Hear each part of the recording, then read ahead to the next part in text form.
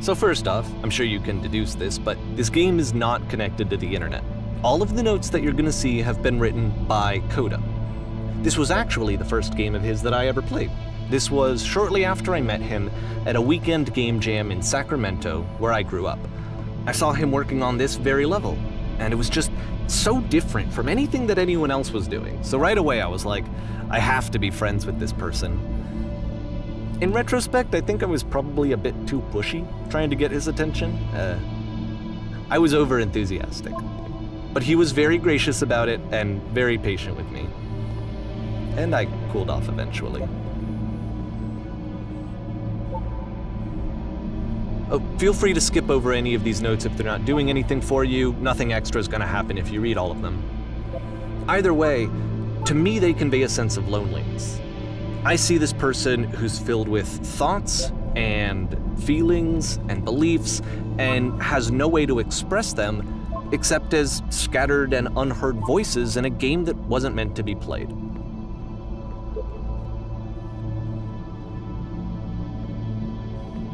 But it's ironic, isn't it, that in playing this game and seeing how alone Coda often felt, that we get to know him better and actually kind of connect with him.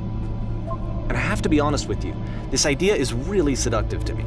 That I could just play someone's game and see the voices in their head and get to know them better and have to do less of the messy in-person socializing. I could just get to know you through your work. I think this is why I always liked Coda's games so much, is because it felt like they let me have that connection. I felt as though he was inviting me personally into his world. And then I feel less lonely too.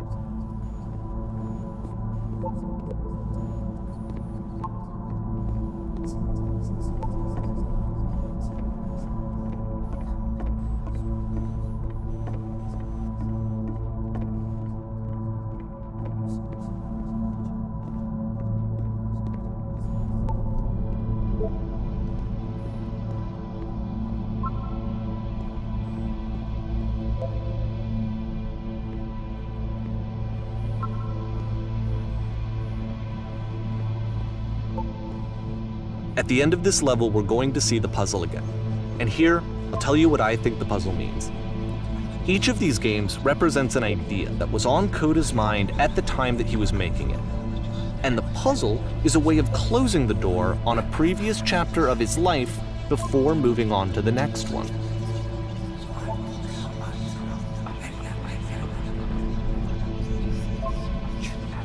In each of his games, after exploring a theme that, he might find difficult, Coda can then place this puzzle that he knows has a reliable solution, he understands exactly how it works, and so it gives him a simple mechanism for moving on.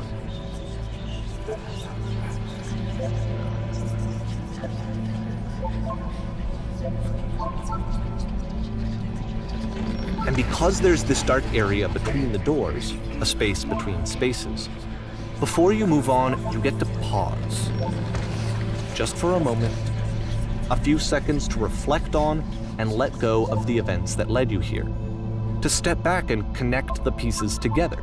To grasp at that elusive bigger picture.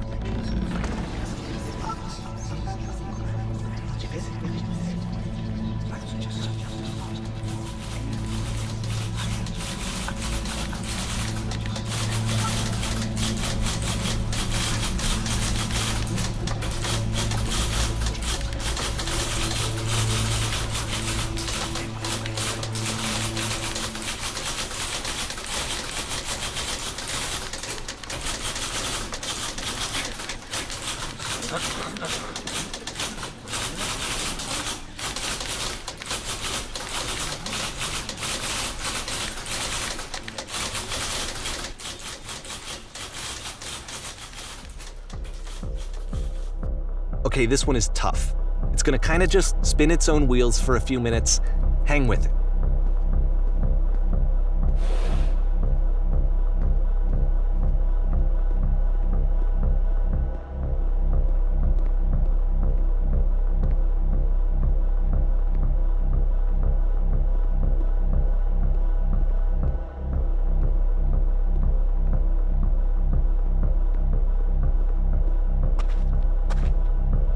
See, this is it. The whole game. And there's nothing that's particularly interesting about it. You just walk to the end of a hallway. Except, for some reason, Coda gets really fixated on this prison that has all of this modern furniture. And I don't know why, but he decides he needs to revisit this prison. He's gonna start over, use the same assets, turn it into something else. Okay, cool. Here's version 2.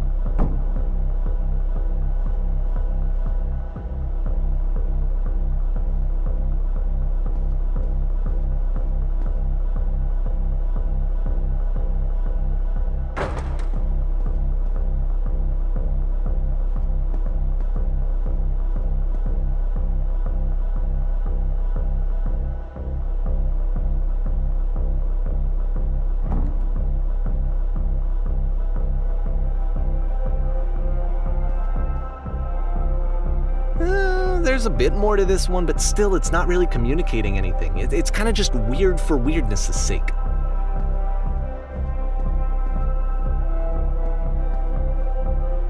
So okay, he throws it out and starts over. This time he comes at the prison idea from a different direction.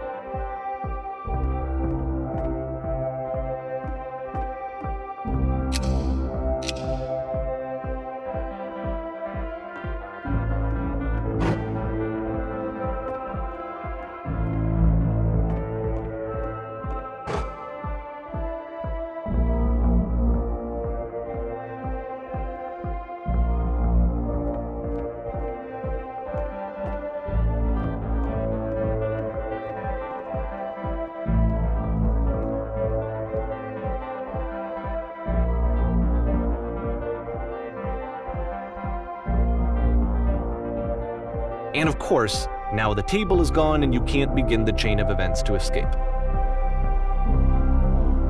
Here's a version where there are no bars, but you can't actually get to the well. And then a version where the inside of the prison is the outside and the outside is the inside.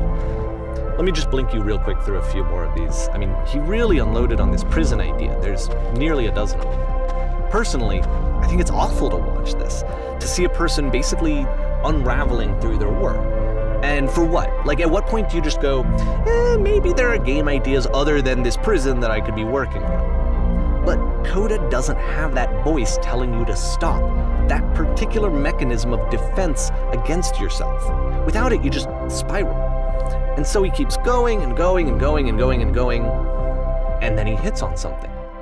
And he likes it. And that's it. He's done. He stops making prisons. This is the very last version of the prison game that he created. And the reason I think it works is that the prison is not actually in it.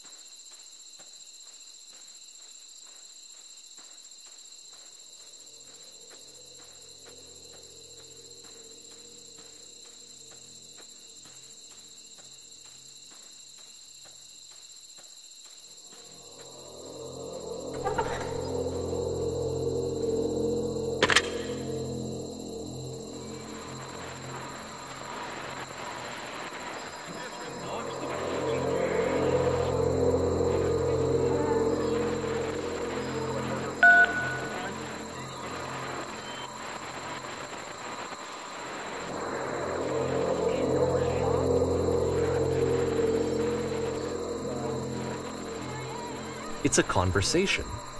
And so this is what Coda wants, is to be able to talk to someone, to share what's on his mind, and to get some good advice from someone who knows. But the irony is that even in this scenario, you're still talking to yourself. You know, all of these games so far are Coda talking to himself.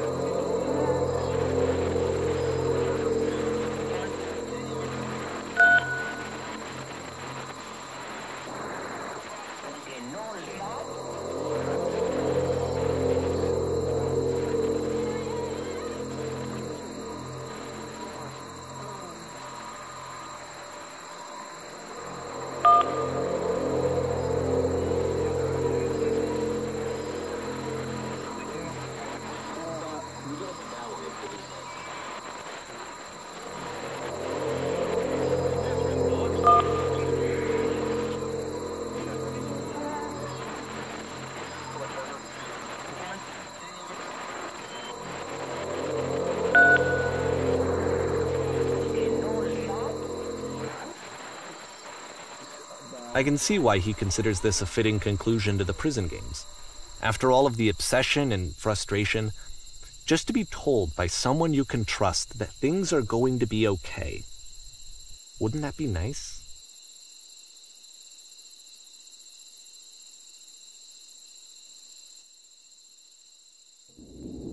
So what would it look like if Coda wanted to make a game about talking to someone other than himself?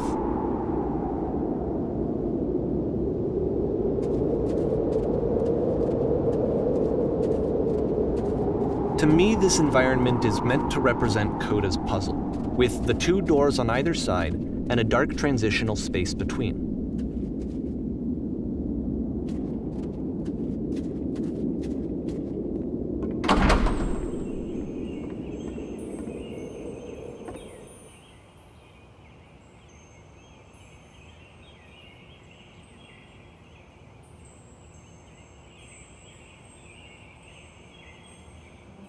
you'll notice that the quality of the art is a step up from previous games, including this new and improved chat system, which he started using from this point on. From here on out, he begins putting much more effort into the visual polish of his work, and this particular game took 2 months to create as a result.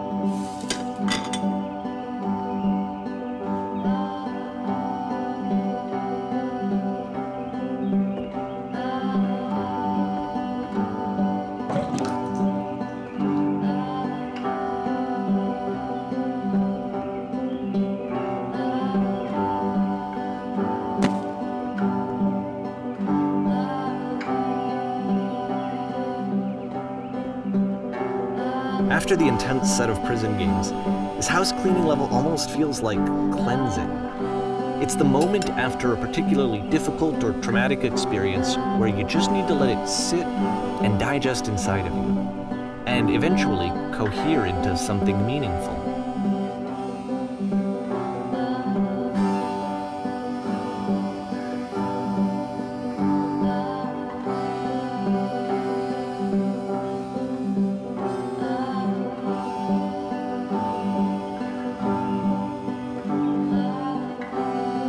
I know that Coda really liked this game.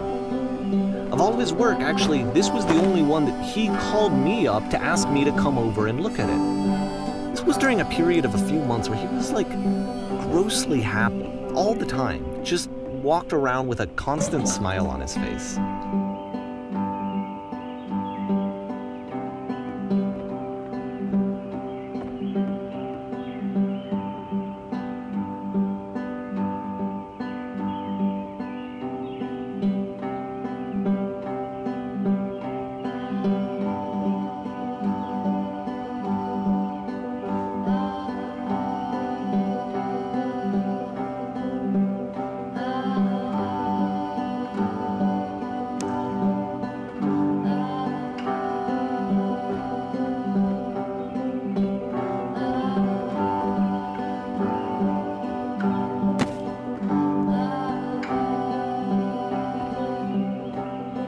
I'm glad he made this. I'm glad he found some peace.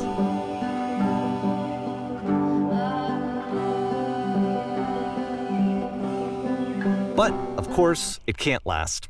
The music stops, your companion is gone, it's time to leave. The door at the top of the hill is now open as well. Again, you can't stay in the dark space for too long. You just can't. You have to keep moving. It's how you stay alive.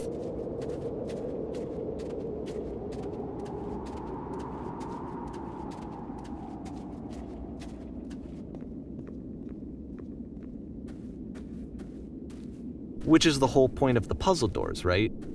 That sooner or later you have to pick up and move. I really thought that was the point of it.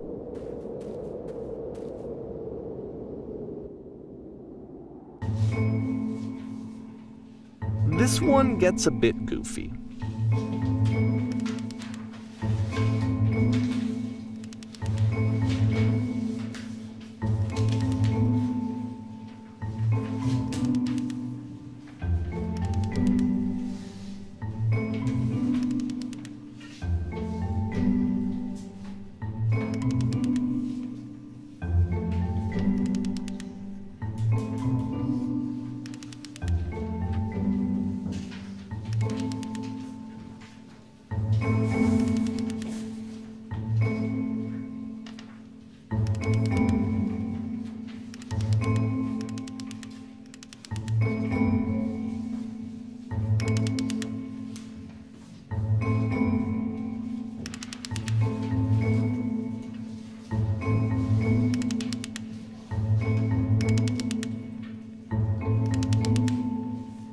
About halfway through the game, the perspective shifts.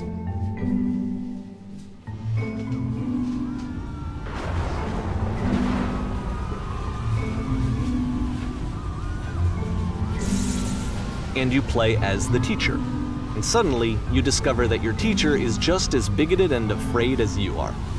Oh, and also you can move around the classroom now.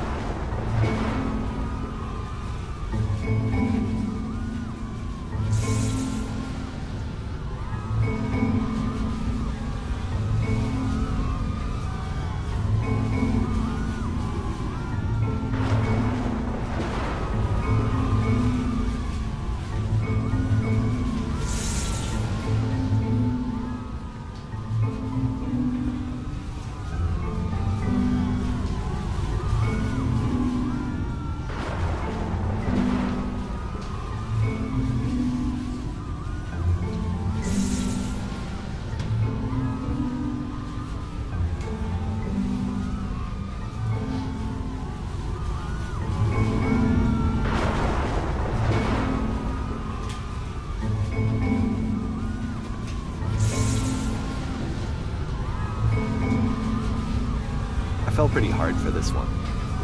I feel like it's one of the most relatable experiences that you can have. To assume that some other person is perfect and totally fulfilled in every way, and completely miss all of the little flaws that make them painfully human.